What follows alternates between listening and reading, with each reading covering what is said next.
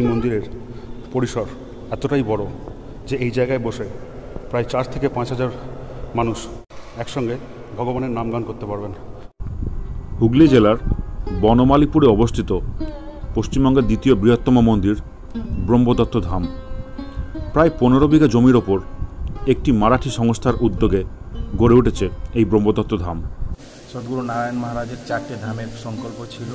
তা ওনার সংকল্প ছিল যে মানুষের মধ্যে মানুষ জোট প্রকল্প। কপিল মুনি মহারাজ হচ্ছেন এনার গুরুদেব দত্ত ঠাকুরের মামা।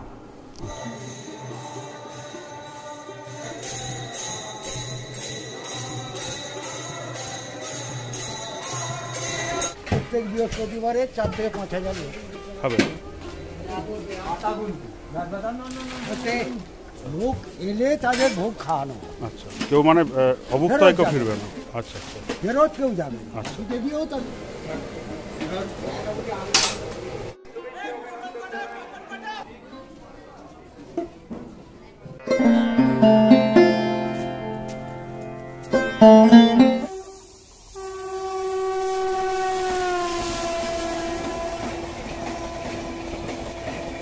নমস্কার বন্ধুরা, আরও একটা নতুন ভিডিওতে আমাদের স্বাগত জানাই। আজ আমার গন্তব্য ব্রহ্মদত্ত ধাম। আর আমরা এই মুহূর্তে রয়েছি বালি স্টেশনে। এখান থেকে আমরা ট্রেন ধরে চলে যাব বারুইপাড়া স্টেশন, সেখান থেকে যেতে হবে বনমালীপুর। তো আমাদের যাত্রাটা কেমন হচ্ছে সব কিছুই আপনাদের সামনে তুলে ধরার চেষ্টা করব। তাহলে ভিডিওটি পুরো দেখতে থাকুন, আশা করি ভালো লাগবে। চলুন আমাদের সঙ্গে, আপনারা সঙ্গে থাকবেন, আমাদেরকে সঙ্গে রাখবেন। চলুন। 8:25-এর হাওড়া বর্ধমান কডলাইন লোকাল যখন বালিতে পৌঁছলো তখন ঘড়িতে বাজে 8:43। ট্রেনটা বেশ ফাঁকাই ছিল, তাই বসার জায়গা খুব সহজেই পেয়ে গেলাম। কডলাইন লোকাল ছাড়াও শিয়ালদা থেকে আপনি ডানকুনিগামী যে কোনো ট্রেন ধরে চলে আসুন ডানকুনি, সেখান থেকে কডলাইনের যে কোনো ট্রেন ধরে বারুইপাড়া স্টেশন।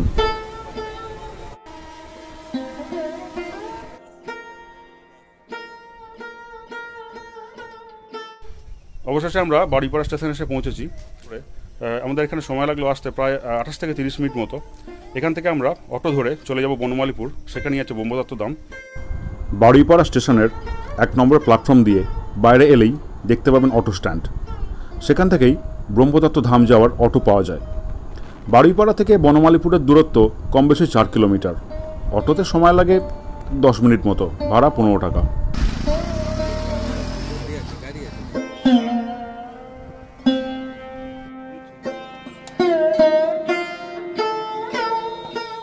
এই যে রাস্তাটা চলে গেছে সামনে দিয়ে, এই রাস্তা ধরেই আমরা কিছু দূর এগিয়ে যাব। দুই পাশে সবুজ গাছগাছালি, মাঝে লাল মাটির রাস্তা ধরে আমরা এগিয়ে চললাম মন্দিরের উদ্দেশ্যে। বেশ কয়েক পা এগোতেই আমাদের চোখে পড়ল হুগলি জেলার সর্ববৃহৎ মন্দির ব্রহ্মদত্ত ধাম। এই মুহূর্তে আমরা রয়েছি ব্রহ্মদত্ত ধামের সামনে। দেখতেই পাচ্ছেন কত বড় একটি মন্দির। এটা দেখার জন্যই এত দূর থেকে ছুটে আসা। আর মন্দিরের যে প্রবেশপথটা খুব সুন্দরভাবে সাজানো। মন্দির চত্বরেই রয়েছে এরকম ফুড স্টল। সুন্দর পরিষ্কার পরিচ্ছন্ন এই কংক্রিটের রাস্তা ধরে আমরা এগিয়ে চললাম মন্দিরের দিকে। দুই পাশের ঝাউ গাছগুলো মন্দিরের প্রবেশপথের সৌন্দর্যকে অনেকটা বৃদ্ধি করেছে।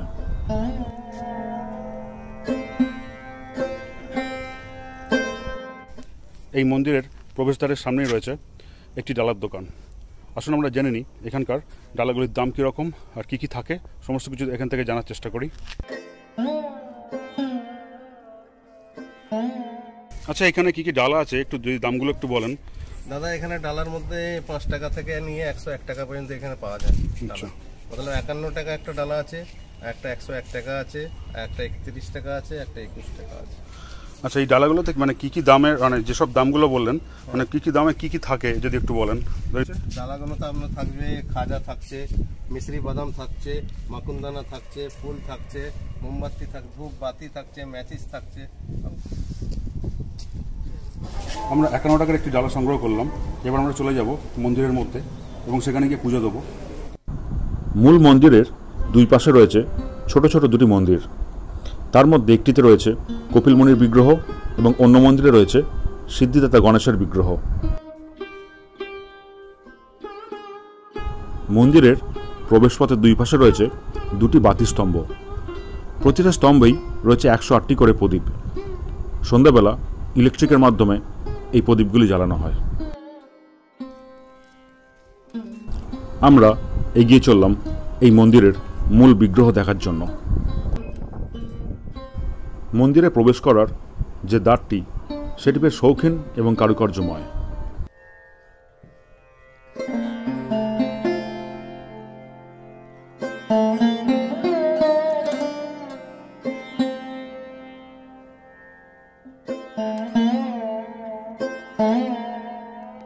এই মন্দিরের পরিসর এতটাই বড় যে এই জায়গায় বসে প্রায় 4 থেকে 5 হাজার মানুষ একসঙ্গে ভগবানের নামগান করতে পারবেন। আসুন আমরা মূর্তিটি দর্শন করি। মন্দিরের বিগ্রহটি শ্বেতপাথরের দ্বারা নির্মিত। এই বিগ্রহের বৈশিষ্ট্য হল একই দেহে ভগবান ব্রহ্মা, বিষ্ণু, মহেশ্বর অবস্থান করছেন, যে মূর্তির ওজন আনুমানিক 350 কেজি।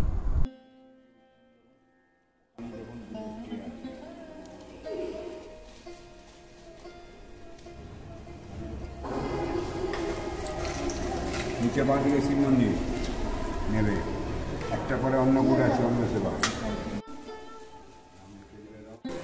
এই মন্দিরের মধ্যে রয়েছে একটি যজ্ঞকুণ্ড। এখানেই সমস্ত হোমযজ্ঞ করা হয়। মন্দিরের গর্ভগৃহে রয়েছে একটি শ্বেত কচ্ছপের মূর্তি। আমরা সকলেই জানি কচ্ছপ ভগবান বিষ্ণুর 10 অবতারের দ্বিতীয় অবতার। আমার নাম হচ্ছে শাহাজি কেদ্দক। আমি সদ্গুরু নারায়ণ মহারাজের শিষ্য। 4টে ধামের মধ্যে এটা 3 নম্বর ধাম। প্রথম ধাম হচ্ছে মধ্যপ্রদেশ, দ্বিতীয় ধাম কন্যাকুমারী, তৃতীয় ধাম কলকাতা, চতুর্থ ধাম উত্তরাখণ্ড। তা ওনার সংকল্প ছিল যে মানুষের মধ্যে মানুষ জোট প্রকল্প, যে এই যে 4 ধাম করার পরে ওনার পিছনে ছিল যে মানুষের মধ্যে এসে মানুষের ভিতরের আত্মাটাকে জাগ্রত করে, মধ্যপ্রদেশের লোক কলকাতায় আসুক, কলকাতার লোক উত্তরাখণ্ডে যাক, উত্তরাখণ্ডের লোক কন্যাকুমারীতে যাক, এই জন্য সদ্গুরু নারায়ণ মহারাজের প্রকল্প এই 4 ধাম ছিল। আচ্ছা, এই মূর্তিটার সম্বন্ধে যদি কিছু বলেন। এই মূর্তিটা হচ্ছে ব্রহ্মা, বিষ্ণু, মহেশ 3টে রূপকে এক রূপের মধ্যে ধারণ করে, নারায়ণের রূপের মধ্যে, সেটা হচ্ছে ব্রহ্মদত্ত। আর এই ব্রহ্মদত্ত ধামের মধ্যে 4টে মূর্তি আছে। উপরে ব্রহ্মা মূর্তি আছে, এখানে বিষ্ণু আছে, মানে 3টে, নিচে মহেশ আছে শিবের। ব্রহ্মা, বিষ্ণু, মহেশ 3 ধাপে গেছে। সামনে কপিলমুনি মহারাজ আছেন, গণেশ ঠাকুর আছেন।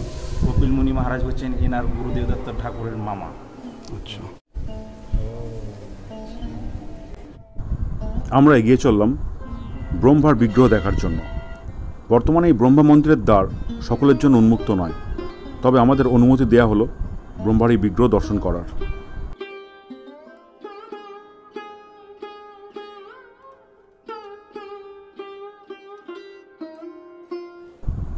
ব্রহ্মা বিগ্রহ দেখার পর আমরা এগিয়ে চললাম মহাদেবের মন্দিরের উদ্দেশ্যে। খুব সুন্দর গোলাপি আলোয় আলোকিত সমগ্র জায়গাটা, চারিদিকে এক নির্মল শান্তির পরিবেশ।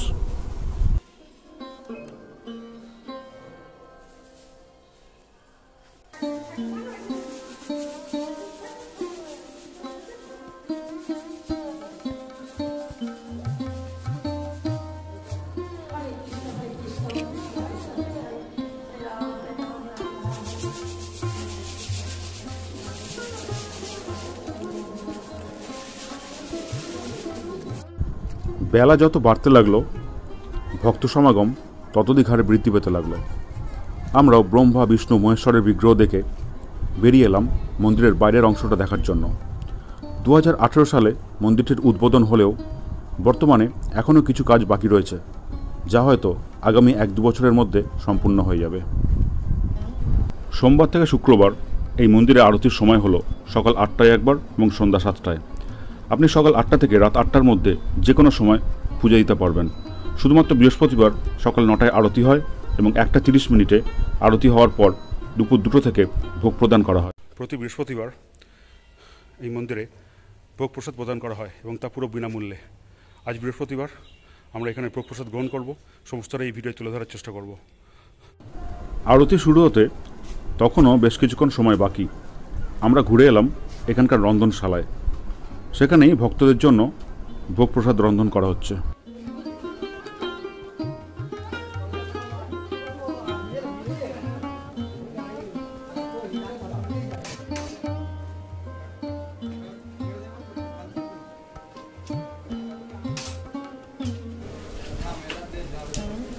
বলবো ঠিক আছে। দাদা এখানে কতজনকার রান্না হয় একসঙ্গে? 1000 লোক খাবে, 1000 লোক। 1000 লোক? এক করাতে 1000 1000 লোক সব খাবে। পেটে যাবে। মোটামুটি এরকম কখলা করেন? 3-4 3-4 হাজার লোক খায় এখানে, তারও বেশি। 4000 লোক তো কোনো ব্যাপার না।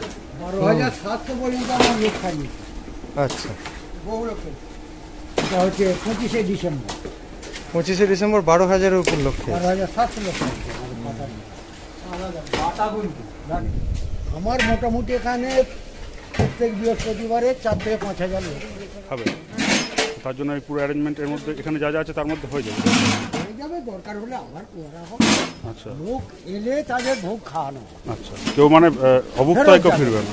বসিয়ে না খাওয়াতে পারলেও লাস্টে ওই যে বাটি দেখছেন, থার্মোকলের বাটি, ওই বাটিতে দেওয়া হবে।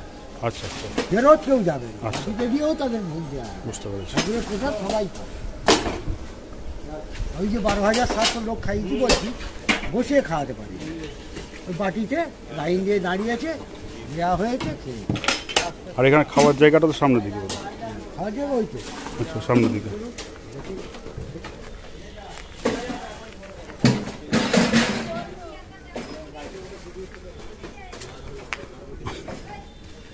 আমাদের ঠাকুরের ভোগ যতক্ষণ থাকবে, রাত্রির 8টায় আরতি হয়, তখন পর্যন্ত যদি ভোগ থাকে তখন পর্যন্ত আমরা খাই।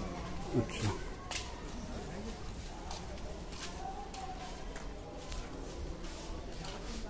আচ্ছা, এইটাই খাওয়ার জায়গা তাই তো? হ্যাঁ, এখান থেকে উমাটা পর্যন্ত আচ্ছা, তো মোটামুটি কতজন লোক ধরছে? 600 করে 1200 লোক। 600 করে 1200 জন এখানে ধরবে। আচ্ছা, আর এটা এখন তো প্রতি বৃহস্পতিবার করে হয়, পরে কি এটা প্রতিদিন হওয়ার সম্ভাবনা আছে এরকম কিছু? এখন না বলা যাচ্ছে। আচ্ছা, হ্যাঁ বলা যাচ্ছে। ভবিষ্যতে হয়তো হতে পারে, আচ্ছা। তখন হয়তো আমরা থাকবো না। না না, সেটা ঠিকই। এখন বহু আচ্ছা। এখানে ধরুন স্কুল হবে, মিশন স্কুল, হসপিটাল হবে, বৃদ্ধাশ্রম হবে, গোশালা হবে, অনেক কিছু, প্ল্যান আছে, পরিকল্পনা আছে।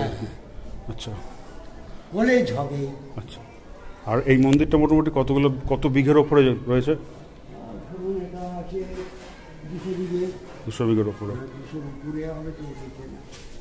আচ্ছা, আর এখানে বসিয়ে খাওয়ানো হয় বললেন তাই তো? কারণ সে খাওয়ানো হয় ওখানে, ওই জায়গাটা ওই পূজারীদের খাওয়ানো হয়, এখান থেকে পাবেন না, আগে যেতে হবে। আচ্ছা আচ্ছা,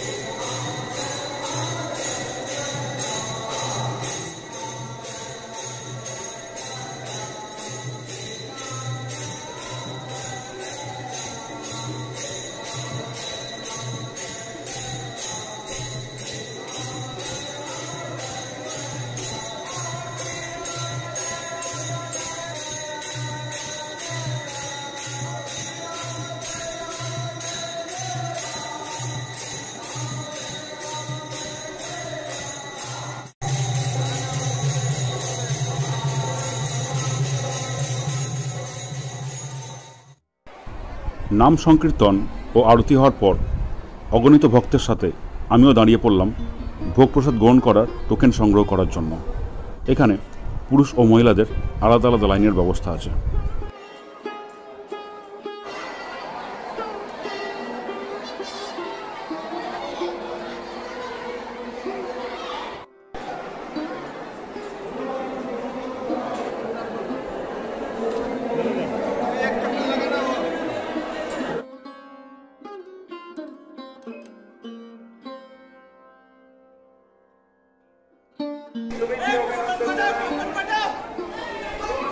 থেকে আসা